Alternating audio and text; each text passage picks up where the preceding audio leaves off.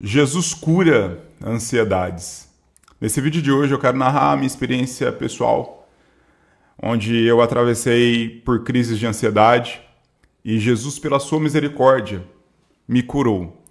Eu não estou aqui nesse vídeo menosprezando a psicologia, eu não estou aqui menosprezando a medicina, mas eu vou narrar a minha experiência pessoal, daquilo que Deus fez na minha vida. Quero falar para você aqui sobre o processo que antecipou essas crises de ansiedade na minha vida, porque crise de ansiedade tem as suas causas, tem fatores na nossa vida que nos levam a ter crises de ansiedade e síndrome do pânico. Isso é cientificamente comprovado. Quero falar sobre como eu fiquei nesse período de crises de ansiedade e o que me curou das crises de ansiedade. Já antecipei dizendo aqui que foi Jesus, mas o meio que Jesus curou. Ano muito bom, onde os nossos canais estavam crescendo, os conteúdos estavam viralizando, e com isso eu comecei a ganhar muito dinheiro. E eu venho de uma família pobre, meu pai é boia fria, minha mãe é boia fria, às vezes trabalhou como doméstico. Então eu tive uma infância muito difícil, né? Nem sempre tive o tênis que eu queria ter, a roupa que eu queria ter. Me faltou muita coisa na infância. Nunca passei fome, pela misericórdia de Deus isso não aconteceu, mas tive vontade de muitas coisas. E quando eu cheguei na minha fase adulta e trabalhava em uma empresa, ganhava um salário padrão, e aí eu, juntamente com essa empresa, eu comecei a ganhar muito dinheiro, aquilo mexeu um pouco comigo, porque eu comecei a ter acesso a coisas que eu não tinha. Eu lembro que às vezes eu pegava folhetos da CVC e eu via lá Porto de Galinhas, Gramado, as praias do Nordeste, Campos do Jordão, e eu sempre fui muito, vamos dizer assim, sempre fui fã dessas coisas, assistia canais no YouTube sobre viagens, só que me faltava dinheiro. E aí, conforme eu fui ganhando dinheiro, eu fui adquirindo coisas, comprei um carro melhor, né, viemos para uma casa melhor, comecei a viajar, né, e pela misericórdia de Deus eu conheci alguns lugares no Brasil e até fora do Brasil. E conforme eu fui ganhando dinheiro, aquilo foi dominando a minha mente. Até então, eu era uma pessoa totalmente assim, digamos assim, sempre muito centrada no ministério, na palavra, gostava de pregar, pregava em muitas congregações, não apenas aqui na cidade, mas ao entorno da cidade. Mas conforme a empresa foi crescendo, eu fui me afastando um pouco das coisas. Em 2017 eu ainda era diácono, né? E assim, eu fui meio que abandonando o ministério, negligenciando. Eu já não tinha uma frequência nos cultos tão boa quanto eu tinha antes, porque por conta da empresa, chegava tarde, às vezes eu chegava cansado, aí eu não queria ir mesmo. Eu já não orava mais da forma com que eu orava, eu já não lia mais a Bíblia. E aí vira para 2018, às vezes eu recebi um convite para pregar, e aí eu fazia meia leitura da Bíblia, às vezes um sermão que eu já tinha pregado, eu ia lá, repregava o sermão. E eu passei a não levar as coisas de Deus com seriedade, com zelo. Eu ia lá e só cumpria a minha obrigação. E comecei a ter uma visão totalmente errada do reino de Deus. Eu me lembro que um dia eu conversei com a minha esposa falando, né, que eu deveria me dedicar mais. E agradeço muito a Deus pela vida da minha esposa, que é uma esposa que sempre me incentiva a buscar a Deus. E eu disse, olha para você ver o meu pecado, como eu estava entrando pelo caminho da cegueira espiritual. Eu disse, olha, eu prefiro ser um empresário do que ser um pregador, porque como empresário eu consigo alcançar mais pessoas. Eu dizia isso porque na minha cabeça, se eu enviasse uma oferta para o missionário, se eu enviasse uma oferta para a igreja que estava começando a ser implantada, eu estaria cooperando muito mais do que estava fazendo a própria obra de Deus. Então eu comecei a ter essas percepções e comecei a ter esse tipo de pensamento que não vinha de Deus. E continuando trabalhando, aí eu lembro que teve dias que eu não dormia direito, eu acordava 5 horas da manhã, eu já vinha para essa sala, que é uma salinha que eu tinha justamente para editar vídeos e tal, e eu ia até 10 horas da noite, não tinha hora para acabar, não tinha hora para começar e não tinha hora para acabar, e quando eu não estava na gravação eu estava editando vídeo, quando eu não estava editando vídeo eu estava analisando o gráfico, e entre outras coisas, para resumir aqui, porque esse não é o tema do vídeo. E eu fui tomado por essas coisas. É por isso que a Bíblia diz que o amor ao dinheiro, o dinheiro em si não é mal. Jó, ele foi o homem mais rico do seu tempo e também o homem mais temente a Deus. Então, o problema não é você ter dinheiro, o problema é o dinheiro ter você. E naquele momento o dinheiro estava me tendo. Eu fazia planos de ser milionário, de ter um carrão e tal. E aquilo foi me consumindo, aquilo foi me consumindo, aquilo foi me consumindo. Viramos para 2019, tivemos um final de ano excelente em 2018, financeiramente falando. Ganhei muito dinheiro, dinheiro a qual eu nunca tinha ganhado na minha vida. E em maio de 2019, eu me lembro que nesse mesmo ritmo eu estava deitado no sofá. E estando deitado no sofá, eu estava mexendo no celular. E de repente me veio um sentimento de medo. Um sentimento que me deixou perturbado. Eu comecei a suar frio e eu disse, olha, isso deve ser alguma coisa passageira, eu estou passando mal. Desliguei o celular, fui dormir. Eu disse, amanhã eu estarei melhor, foi o meu pensamento. Só que no outro dia eu estava da mesma forma.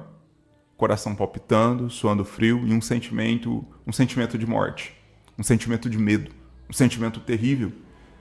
Um sentimento que eu não conseguia explicar.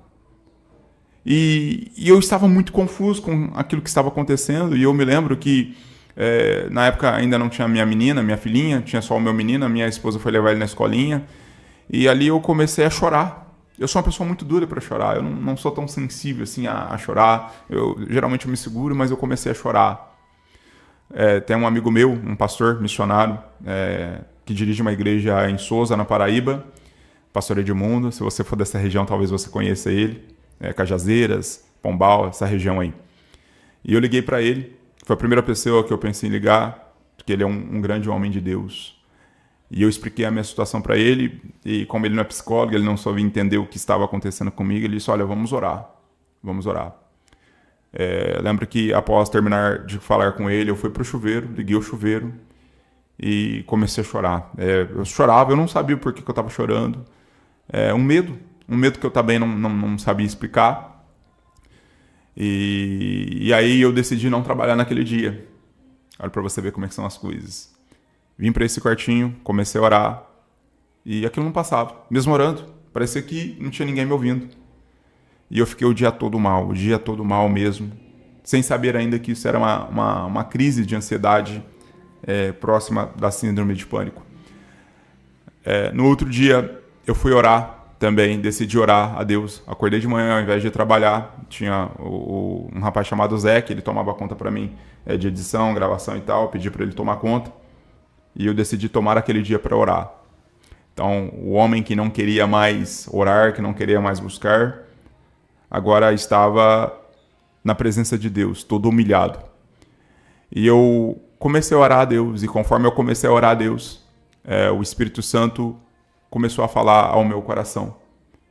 E Jesus começou a me mostrar algumas coisas a respeito da minha situação. E ele me perguntou claramente, o Espírito Santo falou no meu coração, quem você pensa que você é? Você não era nada, não tinha nada. E eu te salvei, te remi, te dei dons espirituais. Você me pediu para fazer um pregador da minha palavra e eu te concedi o dom da palavra e te fiz pregar, te levei por lugares e agora você virou as costas para mim. E naquele momento eu entendi que o que estava me fazendo, isso foi a minha situação, a minha experiência, o que estava me fazendo atravessar aquele período de ansiedade era justamente o excesso de trabalho, o excesso de estresse. Depois eu fui pesquisar acerca disso, cientificamente falando, o excesso de trabalho, o excesso de preocupação, ele gera ansiedade. E a Bíblia mesmo já recomenda que nós devemos ter controle sobre essas coisas. Em Provérbios vai dizer sobre aquele que trabalha em excesso, que é errado, e sobre aquele que não trabalha, o preguiçoso, que também é errado. O próprio Deus, no 7º dia, descansou, dando um exemplo que o homem deve descansar. E esse descanso deve ser um descanso no Senhor. Eclesiastes 3 vai dizer que há um tempo determinado para todas as coisas. Mas eu estava tão cego, eu estava tão perdido em querer ganhar dinheiro, em querer crescer, em querer fazer, que eu abandonei esses princípios. E eu comecei a trabalhar. E querer mais. E dinheiro, irmãos, ele é assim, não importa o quanto você tem, você sempre quer mais. É um monstro que você não consegue sustentar. E com aquilo também, essa vida, eu comecei a me alimentar muito mal. De 2017 para frente, comecei a me alimentar muito mal. Até, inclusive, vou colocar uma foto de 2017. Até testemunhei aqui em outro vídeo que eu cheguei a pesar 115 quilos porque eu comia muito mal, todo dia pedia lanche, e porque a ansiedade ela gera fome também, você fica ansioso, então você precisa preencher aquele vazio de alguma forma, e muitas pessoas não comem, e outras pessoas se refugiam na comida. E eu, no meu caso, eu já estava com ansiedade já há muito tempo, e eu não percebia isso. O que aconteceu comigo em 2019, ali, no dia 10 de maio, foi uma profundidade desta crise de ansiedade. E ali, quando Deus falou comigo, eu comecei a refletir. Eu comecei a refletir sobre a minha vida, eu comecei a refletir sobre o meu ministério, que eu já não orava mais, que eu já não buscava mais, que eu estava fora da direção de Deus, daquilo que Deus tinha para a minha vida, e eu me arrependi. Só que o interessante é que Jesus não me curou. No segundo dia, ele não me curou, porque ele tinha algo a fazer ainda, ele tinha algo a trabalhar. Falando dos sintomas aqui, eu sentia muito medo, eu sentia palpitações, às vezes o coração começava a acelerar, eu sentia medo, eu ficava assim, em alerta o tempo todo. Eu não consegui comer direito naquela semana, eu não consegui dormir direito. Era uma sensação de medo e ao mesmo tempo uma sensação de morte. E algo que somente quem passa consegue descrever. Até aquele momento eu achava que quando as pessoas falavam de depressão, ansiedade, eu tinha isso como frescura. Isso é frescura, era o meu pensamento. Mas esse pensamento durou até eu enfrentar isso, até eu passar por isso.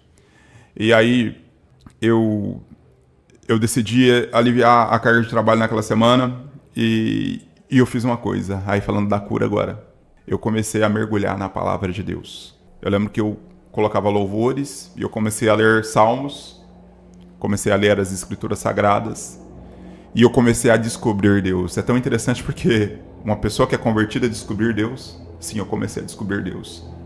E aí, conforme eu lia salmos, eu lia a respeito da sua misericórdia, eu lia a respeito da sua soberania, eu lia a respeito da sua santidade, eu lia a respeito da sua bondade, do seu cuidado para com os seus servos.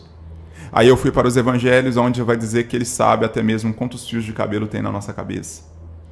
Aí eu fui ver que eu não preciso andar ansioso, porque esse Deus ele já tem cuidado de mim. A Bíblia vai dizer, lançai sobre ele todas as vossas ansiedades, porque ele tem cuidado de vós. Ou seja, não é um cuidado que vai começar agora, é um cuidado que já começou. Ele tem cuidado, é contínuo o cuidado dele. Jesus ele vai dizer que nós não devemos andar ansiosos por coisa alguma. Paulo, em Filipenses capítulo 4, e versículos 6 e 7, ele vai dizer assim, quero ler para vocês aqui. Não estejais ansiosos por coisa alguma, antes as vossas petições sejam em tudo conhecidas diante dele, de Deus pela oração e súplica com ações de graça. E a paz de Deus que excede todo entendimento guardará os vossos corações e os vossos sentimentos em Cristo Jesus. 1 Pedro 5 e 7 vai dizer, lançando sobre ele toda a vossa ansiedade, porque tem cuidado de vós.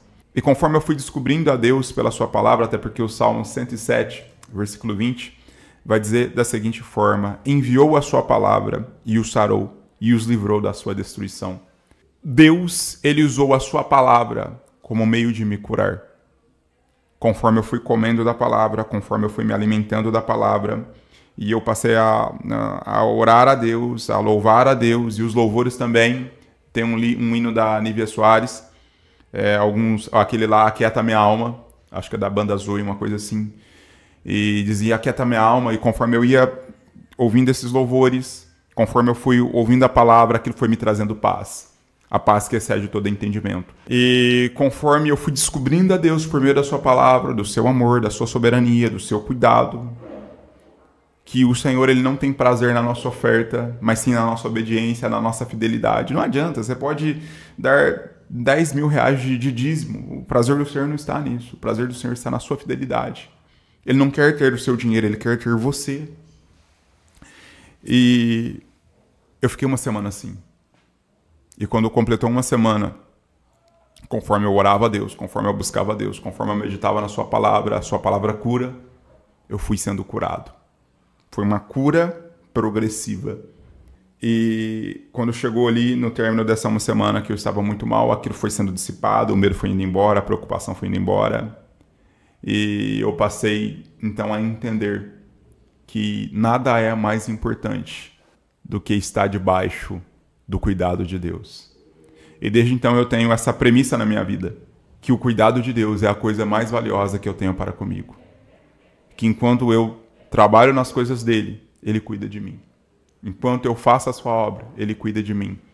Porque ele, como pai, ele não abandona os seus santos servos, mas ele tem um cuidado para a nossa vida. E agora, falando acerca de você, que talvez você está dizendo, olha, isso são as coisas que eu tenho vivido, talvez você não consegue dormir direito, comer direito.